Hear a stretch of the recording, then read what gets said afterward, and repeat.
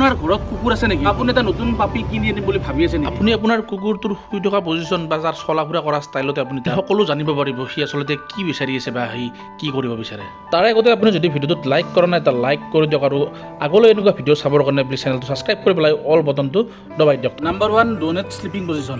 আপোনালোকে আপোনাৰ কুকুৰটোক কেতিয়াবা এনেকৈ চাগে শুই থকা দেখিছে। আপুনি বেছিভাগ ৰাস্তাৰ কুকুৰবিলাকক এনেকৈ শুই থকা দেখিবলৈ পাব। যদি আপোনাৰ পালি থকা কুকুৰটোৱে এনেকুৱাকৈ শুই থাকে তেতিয়াহ'লে আপুনি জানিব যে আপোনাৰ ওপৰত মানে কুকুৰটোৱে বিশ্বাস নকৰে বা আপোনাক ভৰসা নকৰে। যেতিয়া কুকুৰ এটাই নিজকে ছেফ ফিল নকৰে তেতিয়া তেওঁৰ বডিটো মানে এনেকুৱাকৈ পাক খুৱাই লয়। যদি আপোনাৰ লগতো এনেকুৱা হৈ আছে তেতিয়াহ'লে আপুনি আপোনাৰ ডগটোক অকণমান সময় দিয়া কৰক আৰু তাক এইটো বিশ্বাস দিয়ক যে সি আপোনাৰ লগত পূৰা ছেফ আছে আৰু আপুনি পূৰা তাক বহুত বেছি মৰম কৰিব।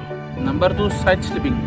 যদি আপোনাৰ কুকুৰটোৱে ভৰি দুখন ছাইড কৰি পেলাই এনেকৈ শুই আছে তেতিয়াহ'লে আপুনি জানিব যে আপোনাৰ কুকুৰটোৱে নিজকে পূৰা সুৰক্ষিত ফিল কৰিছে আৰু ধুনীয়াকৈ ফ্ৰেছ টোপনি যাই আছে। Number 3 sleeping on back position. যদি আপোনাৰ কুকুৰটো এনেকৈ উল্টাকৈ শুৱা দেখিছে তেতিয়াহ'লে আপুনি জানিব যে সি আপোনাৰ লগত পূৰা মিলি গৈছে আৰু আপোনাক বহুত বেছি ভাল পায়, লগতে আপোনাৰ ফেমিলিৰ লগতো পূৰা ধুনীয়াকৈ মিলি গৈছে। গতিকে চিন্তাৰ কোনো কাৰণ নাই, সি আপোনালোকৰ ফেমিলি মেম্বাৰ পূৰা ধুনীয়াকৈ হৈ গৈছে। Number 4 Superman position.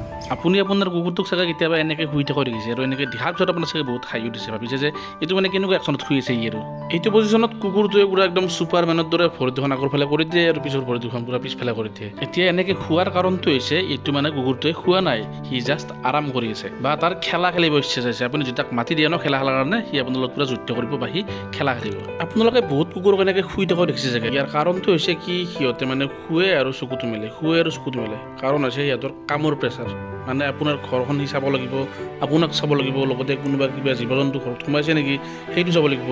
তো তাৰে কাৰণে সি চকুটো মেলে আৰু চকুটো বন্ধ কৰি শুৱে। আৰু কেতিয়াবা দেখিব আপুনি কিছুমান কুকুৰ আহি পেলাই আপোনাৰ বিচনাত শুই আছে বা আপোনাৰ ডানলপখনতে শুই আছে, আপোনাৰ কোলাত বহি শুই আছে। তাৰ কাৰণটো হৈছে কি সি আপোনাক বহুত বেছি মৰম কৰে আৰু আপুনি নহ'লে তাৰ ভাল নালাগে আৰু আপুনি নহ'লে তাৰ টোপনি নাহে। সেইকাৰণে সি বাৰে বাৰে আহি পেলাই আপোনাৰ ওচৰতে শুব ধৰে। আপুনি আপোনাৰ মৰমৰ পাপিটোৰ লগত কথা পাতিব পাৰিব আৰু তাৰ অংগী ভংগীবিলাকত সকলো কথা জানিবলৈ পাৰিব। ইয়াক বঢ়িয়াকৈ শিকাব লাগিব, ট্ৰেইনিং দিব লাগিব। মানে কুকুৰৰ বহুত কিছুমান নিয়ম থাকে, বেজি থাকে, কিবা কিবি বহুত কিবা কিবি থাকে। ভিডিঅ'টো চাই কেনেকুৱা পালে এটা কমেণ্ট কৰি জনাব আৰু আপোনালোকৰ কুকুৰ আছে যদি কুকুৰটোৰ কি নাম তাত কমেণ্টত জনাব আপোনালোকে। আৰু যিমান পাৰে ভিডিঅ'টো শ্বেয়াৰ কৰিব যাতে কুকুৰক বঢ়িয়াকৈ মৰম কৰি বুজা পেলাই ৰাখিব পৰা যায়।